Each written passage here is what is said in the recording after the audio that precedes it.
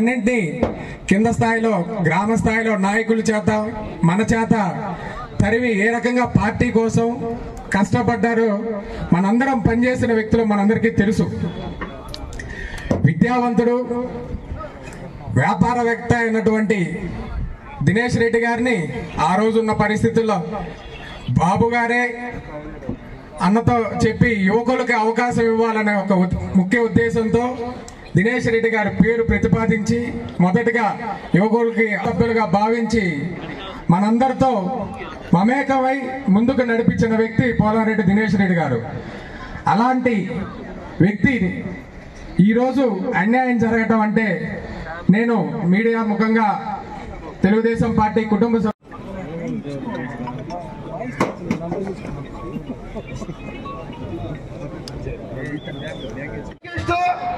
35 రోజులు తిరిగాం లోకేష్ అన్నతో.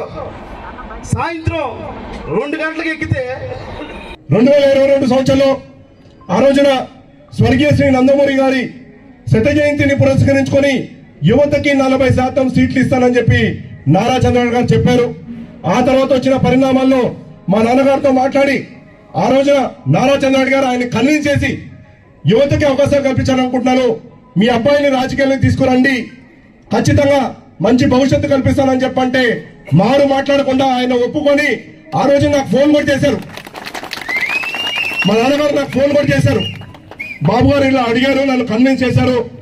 నేను మనం ఏదైనా భోజనం చేయాలంటే ఎవరిని అతిథులను పిలిస్తే ఏం చేస్తాం, ముందుగా అన్నాన్ని వండుతాం, కూరల్ని వండుతాం, ఇసురాకుని కట్ చేస్తాను, అరటి నుంచి ఇసురాకుని కట్ చేసుకొని వస్తాం, నీట్ గా కడుక్కుంటాం, అలానే వడ్డిస్తాం, కడిగి నీట్ గా వడ్డిస్తాం, అతిథికి వడ్డించి మనము నీట్ గా అన్నము, కూర, పప్పు, పెరుగు అన్ని కూడా వడ్డిస్తాం. వాళ్ళందరికీ వడ్డించి ఇవాళ అన్నాన్ని మనం నీట్ గా అన్ని ప్రిపేర్ చేసుకుని ఈ ప్రిపరేషన్ అంతా చేసుకొని ముద్ద నోట్లో పెట్టుకునే సమయానికి ఇవాళ నీకు కాదు, ఇవాళ వేరే వ్యక్తికి ఎవరు మేము ఇస్తామని చెప్పాను.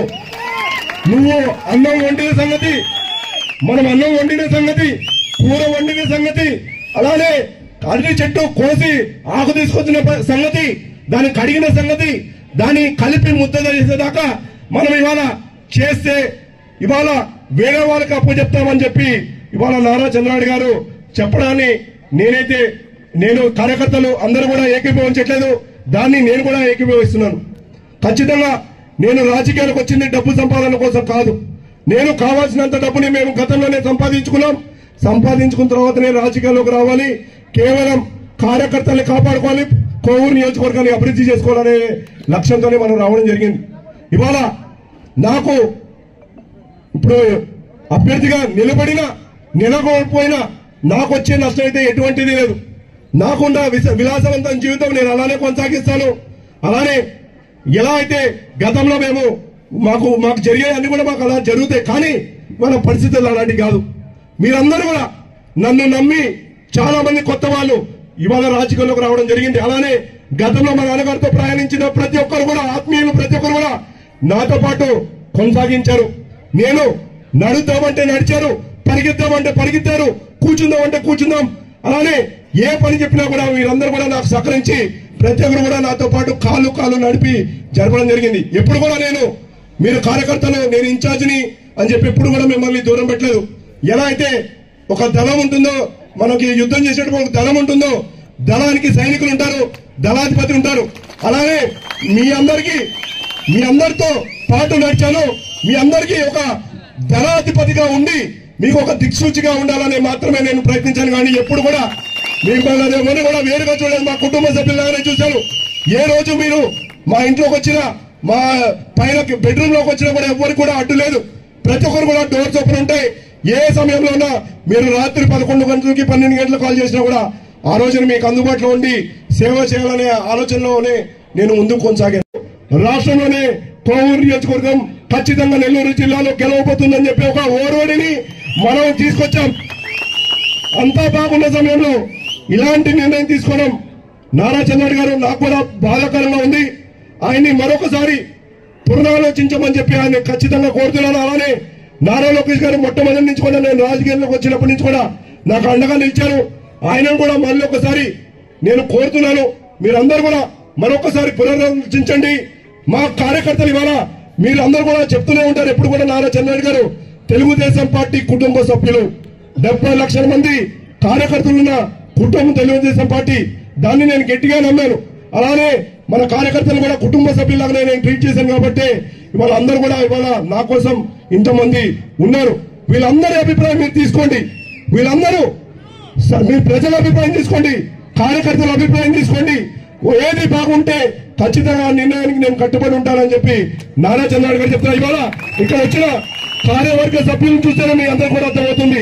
తెలుగుదేశం పార్టీ అధ్యక్షులకి, జాతీయ అధ్యక్షులు నారా చంద్రబాబు గారికి, అచ్చెన్నాయుడు గారికి, నారా లోకేష్ గారికి మరొకసారి నేను ఈ సభ ద్వారా మీ అందరూ కూడా కోరుతున్నాను. మరొకసారి మీ ఆలోచన మరొకసారి పునరాలోచించండి. తెలుగుదేశం పార్టీ అభ్యర్థిగా నాకు అవకాశం కల్పించండి. ఖచ్చితంగా ఈ సీటుని గెలిచి ఈసారి కాదు 2024 సంవత్సరం కాదు, రానున్న 20-25 ఏళ్ల పాటు తెలుగుదేశం పార్టీ జెండా కోవూరు నియోజకవర్గంలో ఎగిరేటట్టు నేను చేస్తానని చెప్పి ఈ సందర్భంగా తెలియజేస్తున్నారు.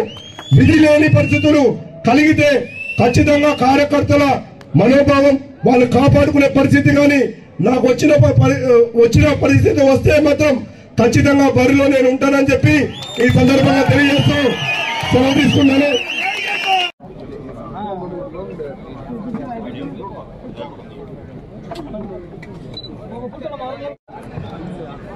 అలాగే పెద్దలు మాజీ శాసనసభ్యులు పోలంరెడ్డి శ్రీనివాసరెడ్డి గారికి,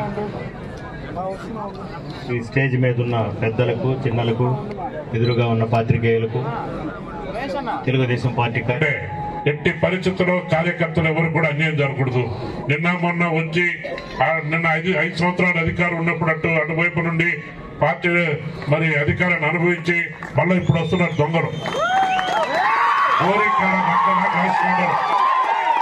గోరికాడ నక్కలా కాసుకుంటారు. ఎప్పుడెప్పుడు వీళ్ళు వస్తారా, ఎప్పుడు పెరగతున్నామని.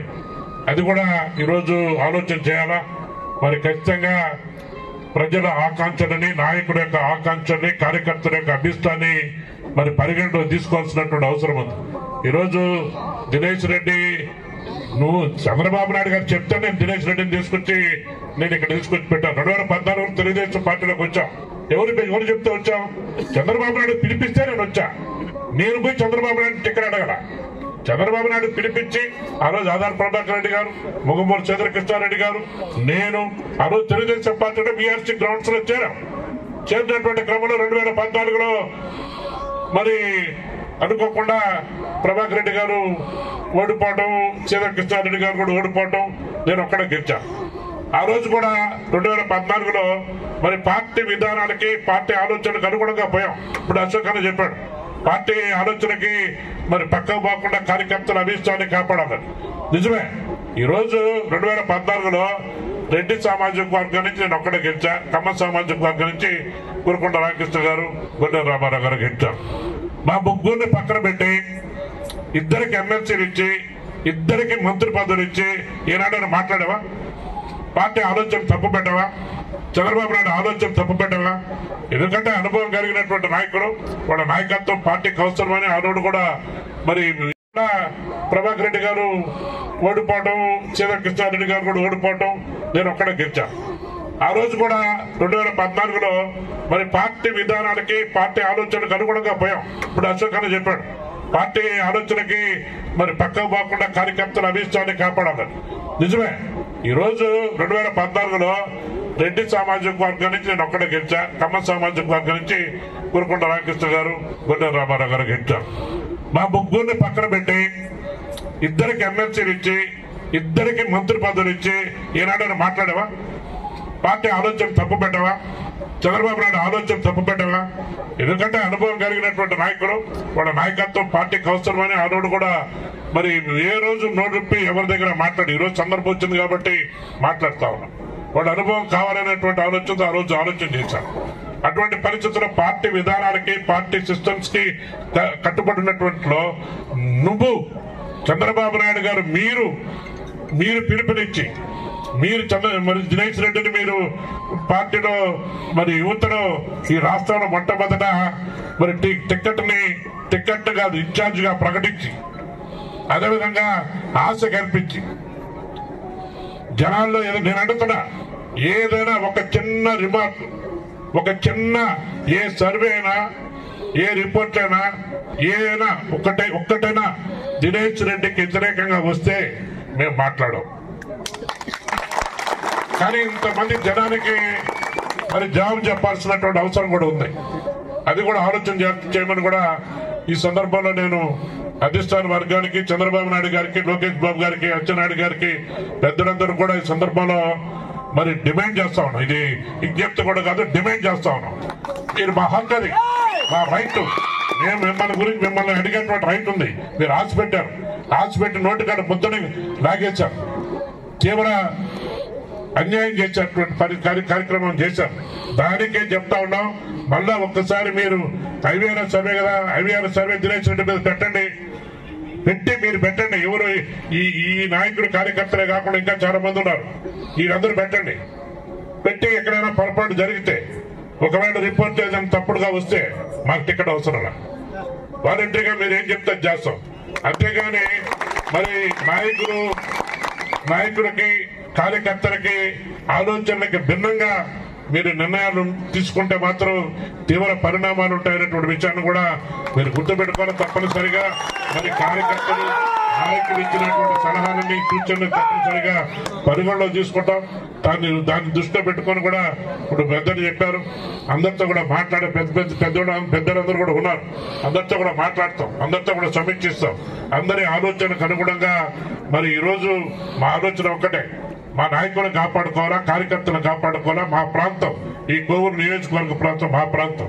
ఈ ప్రాంతంలో పుట్టాం, ఈ ప్రాంతాన్ని అభివృద్ధి చేసుకోవాలనేటువంటి ఏకైక లక్ష్యంతో సర్వస్వం, వ్యాపారాలను పక్కన పెట్టి ప్రజా జీవితంలో అంకితమైపోయినటువంటి పరిస్థితిని ఈనాడు మరి అధిష్టాన వరకు కూడా గుర్తించాల్సినటువంటి అవసరం ఉందనేటువంటి విషయాన్ని కూడా ఈ సందర్భంలో నేను మనవి చేస్తూ, ఏది ఏమైనా చివరిగా చెప్పేది ఒకటే, కార్యకర్తల ఆలోచనలకు అనుగుణంగా, నాయకుల యొక్క ఆలోచనలకు అనుగుణంగా తప్పనిసరిగా రేపు రాబోయేటువంటి ఎన్నికల్లో, మరి 2 రోజులు జరగబోయేటువంటి ఎన్నికల్లో మీరు ఏదైనా విధానాలు, నిర్ణయాల్లో కానీ తేడా వస్తే మరి తప్పనిసరిగా ఇబ్బందులు తప్పనటువంటి విషయాన్ని కూడా రాష్ట్ర పార్టీని హెచ్చరిస్తూ ఈ సందర్భంలో ఈ కార్యక్రమంలో మరి కేవలం కొన్ని గంటల వ్యవధిలోనే పిలిపించిన వెంటనే మీరందరూ కూడా పెద్ద మనసుతో దినేష్ను ఆశీర్వదించడానికి ఇక్కడ గుర్తించారు. మీ అందరికీ పేరున పాదాభివందనం చేస్తూ మీ అందరి ప్రేమ, అభిమానం, ఆత్మీయత ఇలాగే కొనసాగాలని మీ అందరికీ 2 చేతులు జోడించి మీ అందరికీ నమస్కారాలు తెలియజేస్తూ, అధిష్టాన వర్గ నిర్ణయం కోసం ఎదురు చూస్తామని చెప్పి కూడా సందర్భంగా తెలియజేస్తూ సెలవు తీసుకుంటాం. మరిన్ని వీడియోస్ కోసం ఛానల్ ని సబ్స్క్రైబ్ చేయండి. లేటెస్ట్ అప్డేట్స్ కోసం వాట్సాప్ ఛానల్ ని ఫాలో చేయండి. అండ్ లింక్ డిస్క్రిప్షన్ లో ఉంది.